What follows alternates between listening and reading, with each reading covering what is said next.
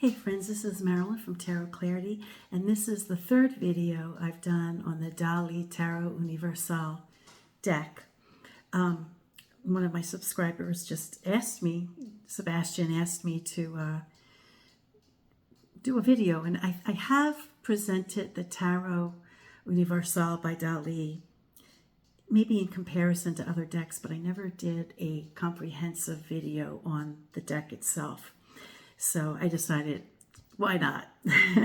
So now I've already shown the Triumph cards, and then the suit of batons and the suit of cups. And now this video is just on the on the suit of swords and the suit of coins. They call them coins, but they're represented by pentacles. So I just thought I'd mention that. So let me flip the camera, and what I've just done with these videos is I've read the book. I've taken a few key points for each of the cards to point out to you guys. Not necessarily my understanding of the cards or how I will, move forward interpreting the cards, but it was Dalí's, or whoever is behind the deck. But presumably it's Dalí's understanding of the cards and the meanings, and his point that he wanted to bring for the meanings of each of these cards. So let's get busy. Let's get started.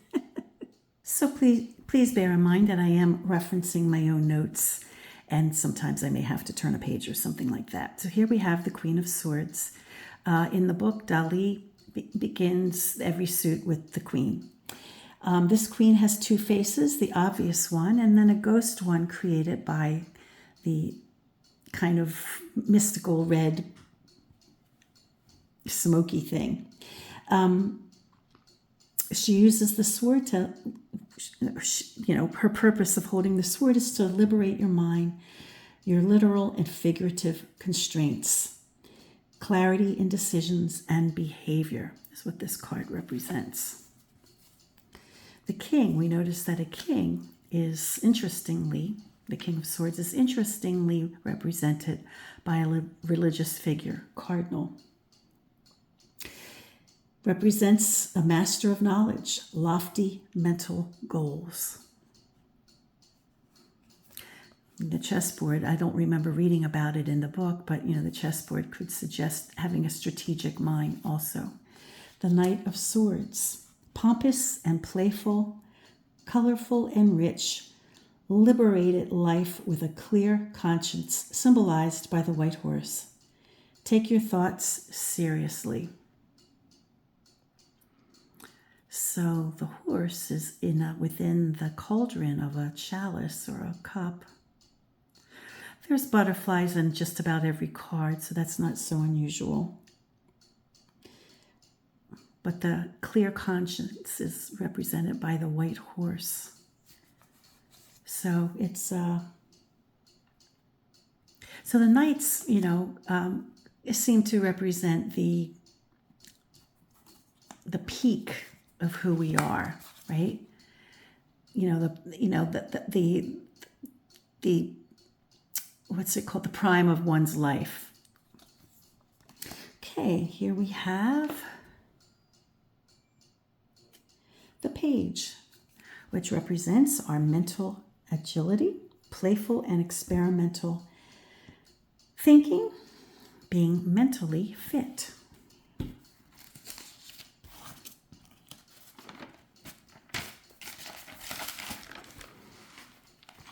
And now we move on to the Ace.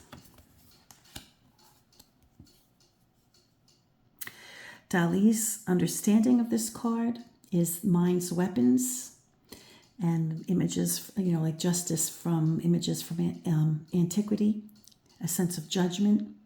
The realm of the mind is air, mental strength. The Two of Swords, moon cycles of life. So we have a reference to moon cycles of life, and then the cow represents our physical self and our physical urges.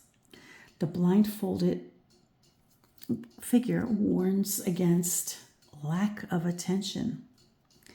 Expand our mental horizons. And there is a touch of justice in that card, isn't there, too? It's interesting.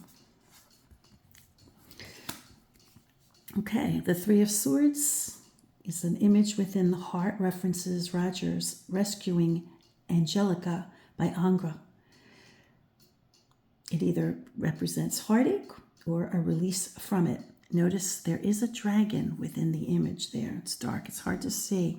Sometimes we create our own problems. All wounds heal if we tend to them.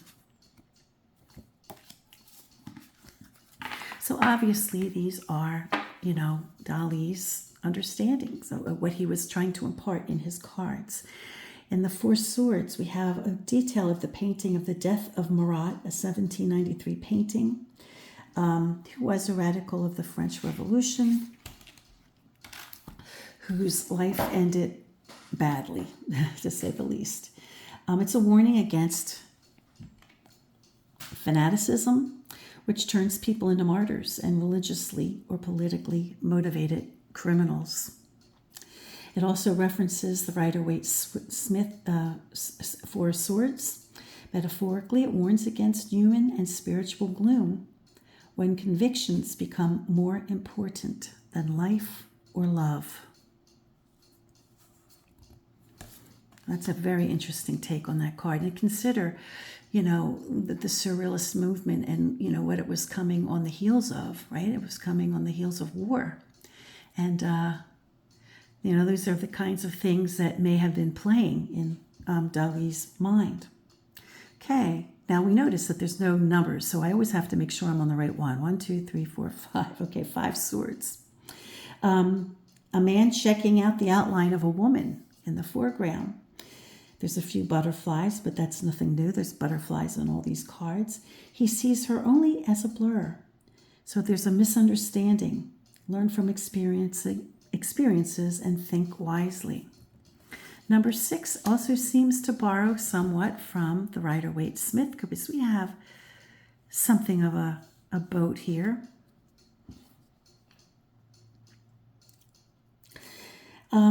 And it also borrows from a scene by Eugene Delacroix, Dante and Virgil in Hell. That's what that scene is depicting. It depicts movement, change. He likens moving from one shore to another. He almost equates it with the learning of a new language.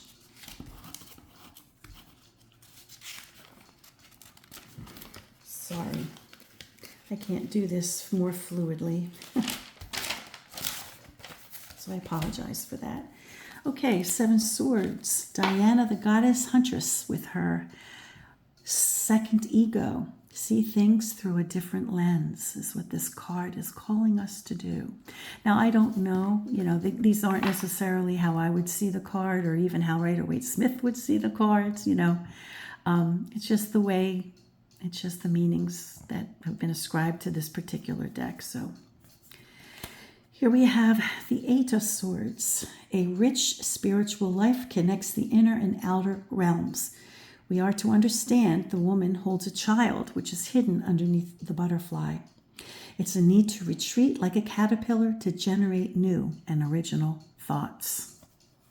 So that's an awful lot of understanding, I can appreciate the thinking, but it would be hard to reconcile some of these cards with my own understanding. So you'd have to read the deck here, or you'd have to just be able to connect, your understanding with the symbolism that happens to be in the cards.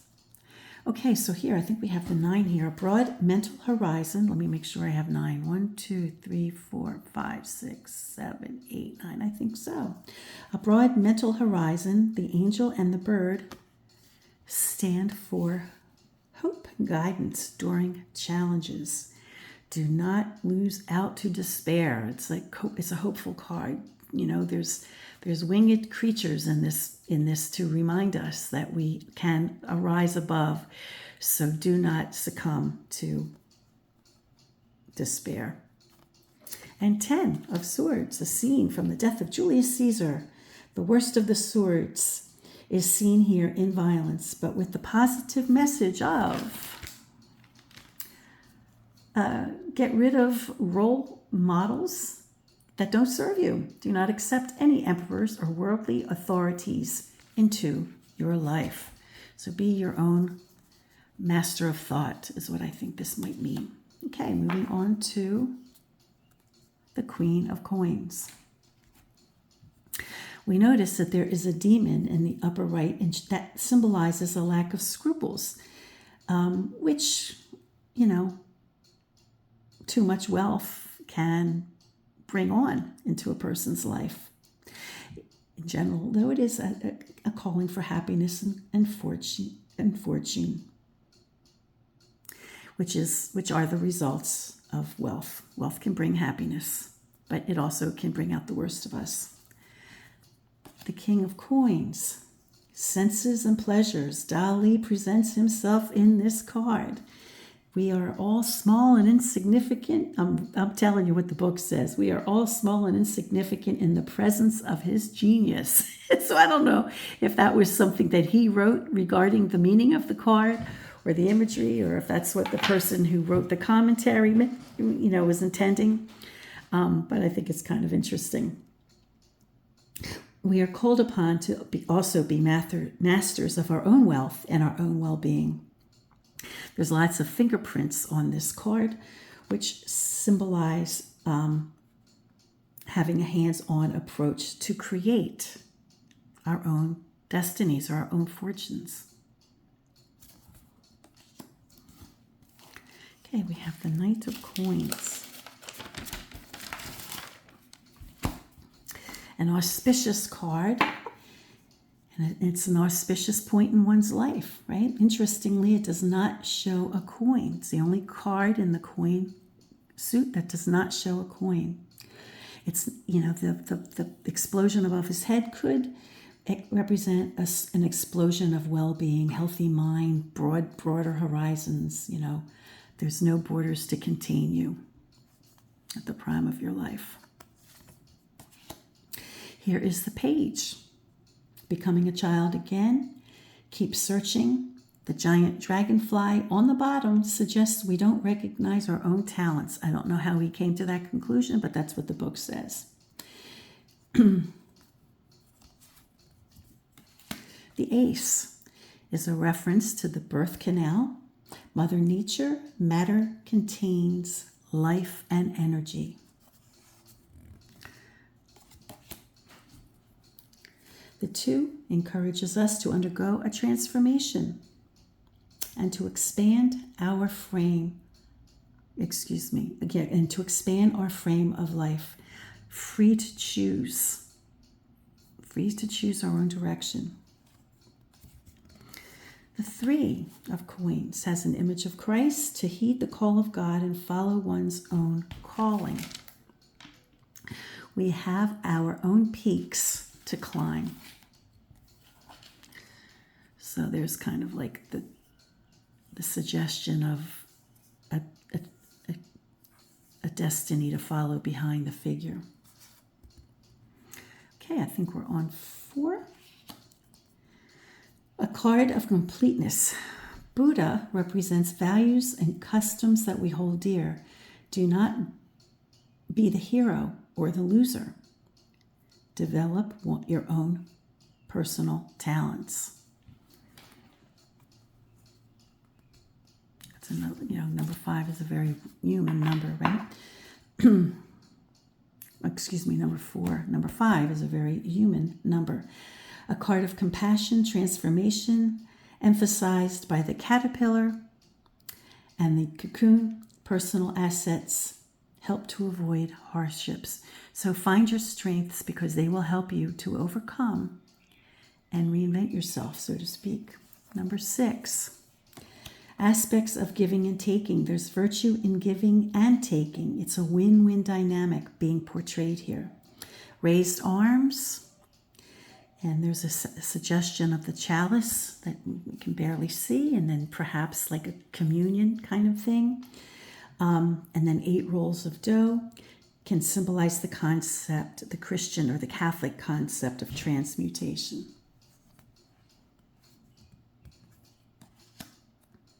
The 7, I think this is 7. 1, 2, 3, 4, 5, 6, 7. Looks like a sad card.